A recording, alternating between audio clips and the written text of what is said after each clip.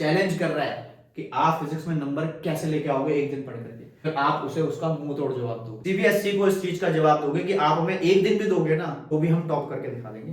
Hello बच्चों, welcome to my channel. और अगर आप परेशान हैं फिजिक्स के पेपर की तैयारी को लेकर के तो आप बिल्कुल सही जगह आए हैं। आज मैं आपके लिए जो लेकर के आया हूं वो 51 डेज की एक परफेक्ट प्लान्ड स्ट्रेटजी है जिसके चलते आप अपना फिजिक्स का पेपर बहुत अच्छा कर सकते हैं।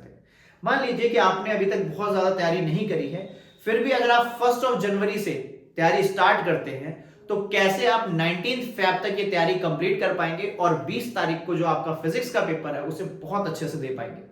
तो बच्चों, इस स्ट्रेटजी के अंदर हमें कुछ नहीं करना, सिंपल सी बात है। अगर आपने टारगेट लिया है 1 जनवरी से पढ़ने का तो 1 जनवरी से बिल्कुल डेडिकेटली पढ़ना है और मैं आपको बताऊंगा कि किस ऑर्डर में पढ़ना है, क्या चीज पहले पढ़नी है, कौन सी चीज छोड़नी है। और साथ ही साथ मैं आपको यह भी सलाह दूंगा कि कैसे आप न केवल फिजिक्स बल्कि मैथ और केमिस्ट्री को भी बैलेंस करके चल सकते हैं, जबकि मैथ और केमिस्ट्री में आपको अच्छी खासी छुट्टियां मिली हुई हैं। तो चलिए हम डिस्कस करते हैं। सबसे पहले तो देखिए बच्चों, कैलेंडर में अगर मैं सबसे पहले 1 जनवरी की तरफ चलता हूं कि मैं 1 जनवरी से अपनी तैयारी स्टार्ट करूंगा, क्या करना चाहिए, तो हम यहां पर 1 जनवरी पे नहीं जाएंगे बल्कि हम पहुंचेंगे सबसे पहले 20 तारीख पर। क्यों? क्योंकि हम ये रिवर्स साइकोलॉजी का इस्तेमाल करेंगे कि हम करेक्ट टाइम पर अपना सिलेबस खत्म कर सकते। तो हमारा पेपर कब है? हमारा पेपर है 20 तारीख को। तो 20 तारीख को जो हमारा पेपर है हम उसे मार्क कर लेते हैं कि 20 को हमारा फिजिक्स का पेपर है। अब अगर 20 तारीख को हमारा पेपर है और 18 को हमारा फिजिकल एजुकेशन का पेपर है, अब प्रॉब्लम यह है कि छुट्टी मिल रही है केवल एक फिजिक्स में रिवाइज करने के लिए। अब इस एक छुट्टी को कैसे यूटिलाइज किया जाए कि फिजिक्स में पूरा स्कोर हो जाए। तो सोचिए, आपके पास है कितने दिन? एक दिन, मात्र एक दिन है आपके पास फिजिक्स को रिवाइज करने के लिए। इसका मतलब हमारे पास एक फुल प्रूफ प्लान होना चाहिए कि हम एक दिन में फिजिक्स को रिवाइज करके एग्जाम देने पहुंच जाए। जिन बच्चों का फिजिकल एजुकेशन है उनके पास तो एडवांटेज है, बट जिनके पास है उनके पास ये सबसे बड़ा डिसएडवांटेज है। और इंडिया में मैक्सिमम लोग फिजिकल एजुकेशन अपना ऑप्ट करते हैं एज अ 5th सब्जेक्ट, तो डेफिनेटली उनका एग्जाम होने ही वाला है। अब बात यह आती है कि सर यहां तक पहुंचना है, 100 आउट ऑफ 100 लाने का टारगेट है, 95 लाने का टारगेट है कि 95 से 100 तक मैं मार्क्स लाऊं कैसे भी करके, बट दिक्कत यह है एक दिन में कैसे रिवाइज करूंगा। तो सबसे पहले तो आप ये 3 दिन जो है रिजर्व कर लीजिए अपने फिजिकल एजुकेशन के लिए। मतलब आप 14 तक प्रिपरेशन कर सकते हैं मैक्सिमम। अगर आपको प्रिपरेशन स्टार्ट करनी है तो आपको 14 फरवरी, ठीक है, वैलेंटाइन डे तक प्रिपरेशन आप कर सकते हैं। वैलेंटाइन डे वाले दिन अपनी प्रिपरेशन शाम को खत्म कर सकते हैं अगर चाहें तो, और नहीं चाहे तो कोई बात नहीं। पढ़ने वाले बच्चों के लिए तो सब दिन वैलेंटाइन है, वो अपनी किताबों के साथ हमेशा वैलेंटाइन मनाते रहते हैं। तो 14 फरवरी को आप क्या कर सकते हैं? 14 फरवरी वाले दिन आप अपनी जो पीछे की जितनी प्रिपरेशन है फिजिक्स, केमिस्ट्री, मैथ की, वो आप इस दिन को ला करके रोक सकते हैं और यहां से अपनी फिजिकल एजुकेशन की तैयारी कर सकते हैं। तो देखिए, आप ऑर्डर क्या अरेंज करेंगे? आप रिवर्स ऑर्डर में काम करने वाले हैं। अब आप चलिए वापस से कहां पे? 1 जनवरी पे चलते हैं। तो 1 जनवरी वाले दिन हमें क्या करना है? सबसे पहले 1 जनवरी न्यू ईयर मनाना है सर। और क्या करना है? अरे भाई, अगर आप न्यू ईयर मनाएंगे तो फिजिक्स में नंबर कौन लाएगा? फिजिक्स में नंबर लाना है तो न्यू ईयर नहीं मनाना है। तो हमें अपना काम शुरू करना है न्यू ईयर रेजोल्यूशन के साथ। न्यू ईयर हमें मनाना है, पर पढ़ाई छोड़ के नहीं। पढ़ाई के लिए एक रेजोल्यूशन लेना है कि मैं 100 आउट ऑफ 100 फिजिक्स में लेकर के आऊंगा, जो बहुत रेयर चांस है फिजिक्स के अंदर। तो करना क्या है? सबसे पहले आपको मार्क कर लेने हैं यहां से 2 दिन। इन 2 दिन में आप सिर्फ इलेक्ट्रोस्टैटिक्स का पार्ट पढ़ेंगे। इलेक्ट्रोस्टैटिक्स मतलब चैप्टर 1 एंड चैप्टर 2, ये 2 चैप्टर आप कवर करेंगे। और इसके बाद तीसरे दिन उसके सारे PYQ, सारे मॉक सैंपल पेपर आप लगाएंगे, अच्छे से लगाएंगे। मतलब आपको ऐसा कोई न्यूमेरिकल नहीं हो जो आपको नहीं आता हो। इसमें भी आपको क्या करना है बेटा? ऐसा नहीं करना कि इलेक्ट्रोस्टैटिक्स पढ़ने बैठे तो नहीं, मैं पूरा चैप्टर पहले कंप्लीट करूंगा, उसके बाद जो है न्यूमेरिकल में टैकल करूंगा। नहीं, ये तो PYQ और मॉक तो इसलिए है कि अब आप परफेक्शन में आ चुके हो 2 दिन के अंदर। तो करना है कैसे है? बहुत छोटे छोटे अपना जो है शेड्यूल बनाना है। सुबह उठना है, सबसे पहले इलेक्ट्रिक चार्ज एंड फील्ड वाला चैप्टर पूरा अच्छे से गो थ्रू करना है। शाम तक आपका चैप्टर बहुत अच्छे से प्रिपेयर हो जाएगा इन डेप्थ नॉलेज के साथ। क्रिस्प नोट्स बना लेने उसके बाद छोटे छोटे से, ठीक है। तो छोटे छोटे नोट्स उसके बना लेने। उसके बाद उन नोट्स के साथ साथ आपको क्या करना है, न्यूमेरिकल स्टडी करना शुरू करना है। मतलब अपने नोट्स को रखना है और न्यूमेरिकल शुरू करने। अब जब आप न्यूमेरिकल करेंगे तो उसमें ना कई न्यूमेरिकल्स में ऐसी वोकैबुलरी आएगी जो कि आपको नहीं पता थी, बट जब आप उसका सॉल्यूशन चेक करेंगे तो आपको समझ आएगा अच्छा ये तो मुझे पता था बट ये वर्ड्स नहीं क्लियर हो रहे थे। वो वर्ड्स अपने नोट्स में डालेंगे बेटा, उनको अपने नोट्स के अंदर अच्छे से रख लेना है। और जो क्वेश्चन न्यूमेरिकल क्वेश्चन आपको लगा कि ये मेरे से टैकल नहीं हुआ या ये प्रॉब्लम आ रही थी इसमें, उस जगह को हाईलाइट कर लेना है। ये सब किस लिए कर रहे हैं हम, लास्ट डे जब हम रिवाइज करेंगे ना, कौन सी तारीख को, 19 फरवरी को। 19 फरवरी को जब हम रिवीजन करेंगे तो उस दिन के लिए हम ये सारी चीजें संभाल के रख रहे हैं, ठीक है। तो आपको समझ में आ गया। अभी आपका 2 चैप्टर का काम खत्म। अब आपने क्या करना है, इन 2 दिन आपने फिजिक्स नहीं पढ़नी है। इन 2 दिन आपने फिजिक्स नहीं पढ़नी है। इधर आप मैथ पढ़ सकते हैं या केमिस्ट्री पढ़ सकते हैं। देखिए मैथ और केमिस्ट्री में बहुत छुट्टियां हैं, इतनी छुट्टियां हैं कि अगर कोई बच्चा आराम से प्रिपरेशन करे उन छुट्टियों में तो वो बड़े आराम से मार्क्स ला सकता है। पर फिजिक्स में नहीं है छुट्टी, इसलिए फिजिक्स के लिए स्ट्रेटजी जरूरी है। थोड़ा सा सैचुरेशन क्योंकि फिजिक्स पढ़ते पढ़ते आ जाता है, इसलिए मैं आपको कह रहा हूं कि मैथ और केमिस्ट्री कर सकते हैं। अगर आप चाहें तो ये भी कर सकते हैं कि पूरे दिन फिजिक्स ना पढ़ के थोड़ा सा उसमें मैथ और केमिस्ट्री का फ्लेवर डाल दें और फिर उसके बाद 2 दिन बैठ के फिजिक्स पढ़ें। बट हम ये मान के चल रहे हैं कि आपने 5 तारीख तक केवल 2 ही चैप्टर कंप्लीट करे। इसके बाद आपको क्या करना है, फिर 2 दिन पकड़ने हैं। इन 2 दिन में आपको करंट एंड मैग्नेटिज्म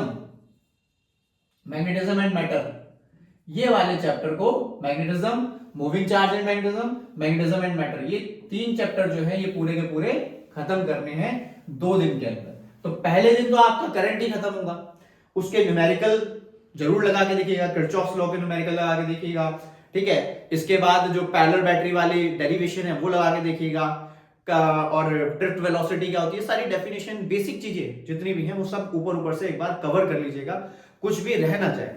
उसके बाद न्यूमेरिकल सॉल्व करने की कोशिश करना है कि भाई मेरे से न्यूमेरिकल बन पा रहे कुछ, और नोट्स साथ में वो लेकर रखना है। जो नोट्स यहाँ पे थे उन्हीं नोट्स में कैरी फॉरवर्ड करना अपना करंट इलेक्ट्रिसिटी, छोटे छोटे नोट्स बनाते चलने साथ में। अब आपका ये काम कंप्लीट हो गया। अब 8 को क्या करेंगे, पीवाईक्यू मॉक, ठीक है। कोई भी मॉक टेस्ट मिल रहा है, कोई पीवाईक्यू मिल रहा है, उसमें से इस टॉपिक के क्वेश्चन सॉल्व कर देंगे, ठीक है। इसके बाद फिर 2 दिन आपको मिलेंगे मैथ और केमिस्ट्री में से जो आपका मन बने वो 2 दिन आप करिए, ठीक है। अभी आपके कितने चैप्टर प्रिपेयर हो गए, आपका मैग्नेटिज्म एंड मैटर तक चैप्टर प्रिपेयर हो चुका, मतलब 5 चैप्टर की आपकी बहुत अच्छी तैयारी है। आपने क्वेश्चन लगाए, आपने टॉपिक समझाए। अच्छा एक बात और ध्यान रखिएगा बच्चे, कई बार क्या होता है कि हम 1 तारीख से पढ़ना शुरू कर रहे हैं 3 तारीख तक, फिर हमने मैथ केमिस्ट्री ले लिया 2 दिन, फिर हमने ये पढ़ा, फिर हम यहां पहुंच गए एंड 11 को जैसे हम पहुंचे तो हमें याद आया कि हमें तो कुछ याद ही नहीं है पहले वाले चैप्टर का। तो वो गलती कैसे सुधारेंगे बच्चे, वो समझ लीजिए। जब भी आप ये 2 चैप्टर कंप्लीट कर लेंगे और आप मैथ केमिस्ट्री पढ़ेंगे तो इसके साथ आपको कम से कम 1 से 2 घंटे डेली निकालने हैं इन चीजों को रिवाइज करने के लिए, क्योंकि 1-2 घंटे में रिवाइज हो जाएगा सारा। इसके बाद जैसे आप मैथ केमिस्ट्री पढ़ रहे हैं तो इस चैप्टर को पढ़ते वक्त जब आप ये कर रहे हो तब भी आप 1-2 घंटे निकालें इसको भी रिवाइज करने के लिए और पीछे वाला भी रिवाइज करने के लिए, ठीक है। क्योंकि जितना आप बार बार रिवीजन करते हो उतना रिवीजन का टाइम कम होता चला जाता है। तो ये मत सोचिएगा कि सर अरे आपने तो अभी कहा था कि 1-2 घंटे यहाँ निकालो, फिर यहाँ मैथ भी आ जाएगा, फिजिक्स भी आ जाएगा, तो 1-2 घंटे कैसे निकलेंगे। अरे यार क्यों नहीं निकलेंगे, जब आपने इतनी अच्छी तैयारी करी ली, मुझे एक भाषण देना है नया, ठीक है, तो मेरे को 1 घंटा लगेगा उसे समझने में, फिर दोबारा देना है और कम टाइम, फिर दोबारा देना और कम टाइम, तो मेरा तो टाइम रिड्यूस हो जाएगा ना। तो यहाँ पर टाइम रिडक्शन होता चला जाता है, इसलिए आपको इस स्ट्रेटजी को फॉलो करना है। अब 11वें दिन पहुंचोगे और आपको कोई फायदा नहीं होगा।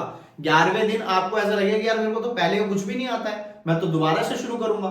तो इस चीज का डर जो है वो तभी निकलेगा बेटा जब आप डेली कुछ रिवाइज करते हुए चलोगे। तो यहां पर भी आपने रिवीजन रखना है डेली अपना, मतलब फिक्स कर लो कि 1 तारीख से लेके जितने भी दिन पढ़ूंगा 1 तारीख वाले से लेकर के उस दिन तक का जितना पीछे का कोर्स है वो सब 1-2 घंटे बैठ के डेली रिवाइज जरूर करूंगा।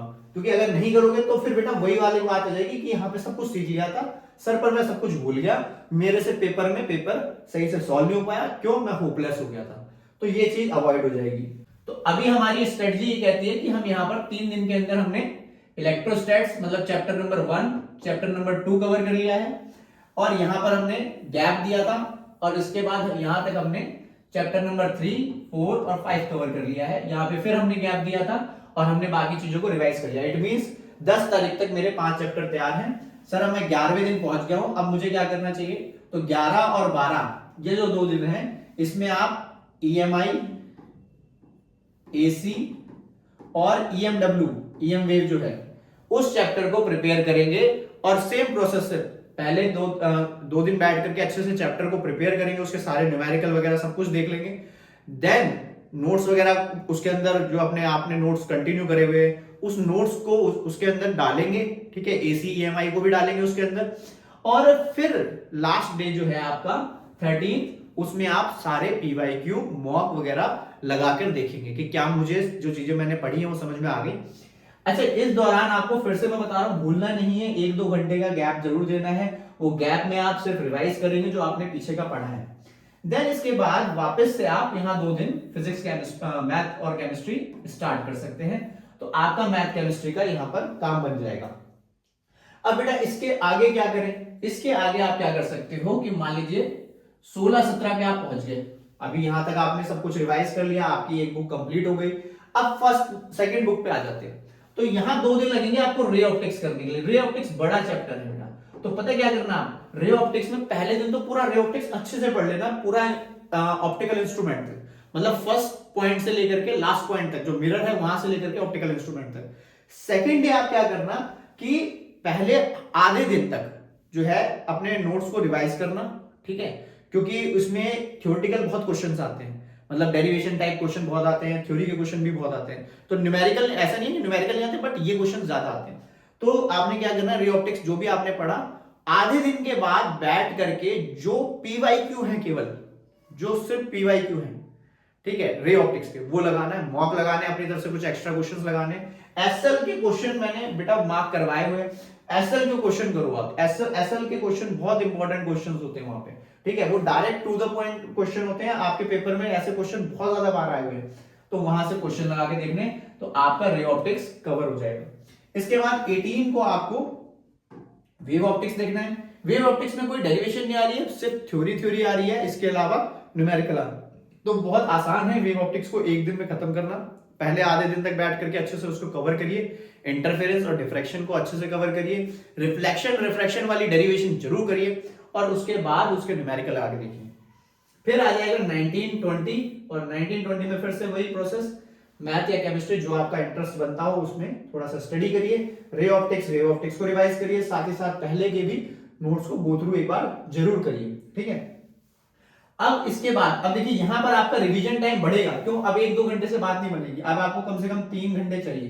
तो अपने 3 घंटे रात के जो है 9 से 12 या 10 से 1 बजे का, या आप थोड़ा जल्दी पढ़ के सोते हैं तो 8 से लेकर के 11 बजे तक या 7 से लेकर 10 बजे तक का टाइम शेड्यूल निकालिए, उसके अंदर 3 घंटे करिए, क्योंकि अब काफी बड़ा हो गया कोर्स, तो 3 घंटे करिए। इसके बाद आप क्या करेंगे, ये जो 2 दिन आपके हैं, अब यहाँ पे क्या करना है आपको, यहां से आपको शुरू करना है मॉडर्न फिजिक्स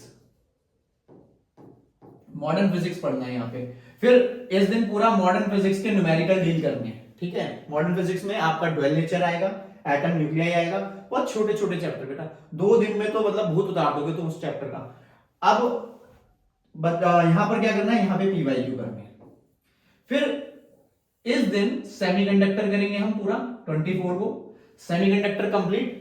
सेमीकंडक्टर करने के बाद सेमीकंडक्टर के उसी दिन न्यूमेरिकल हो जाएंगे, क्योंकि सेमीकंडक्टर कोई बहुत बड़ा नहीं है, थ्योरेटिकल आ रहा है। डायोड वाले क्वेश्चन जरूर करना, फॉरवर्ड बायस रिवर्स बायस के, इलेक्ट्रिकल सर्किट वाले क्वेश्चन जरूर करना, बता रहा हूं बहुत इंपॉर्टेंट होते हैं। PN जंक्शन जरूर करना, ठीक है, और half wave full wave rectifier जरूर करना। ये 5 टॉपिक है, हॉट टॉपिक है, इनके ऊपर वीडियो बना दूंगा, अच्छे से देख लेना, और वही टॉपिक आपके एग्जाम में आएंगे। जो भी आपने पढ़ा अब तक का पूरे दिन बैठ के अच्छे से रिवाइज करो, कोई न्यूमेरिकल नहीं, कुछ नहीं, सिर्फ रिवीजन, ओनली रिवीजन।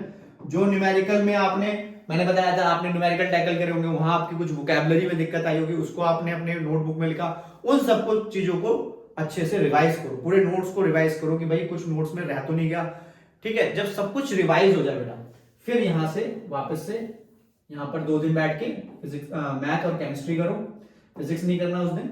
आराम से। और फिजिक्स के लिए आप एक एक घंटा 2-2 घंटा निकाल के रिवाइज करो बस, कि जो हमने पढ़ा है पीछे का वो रिवाइज हुआ कि नहीं हुआ।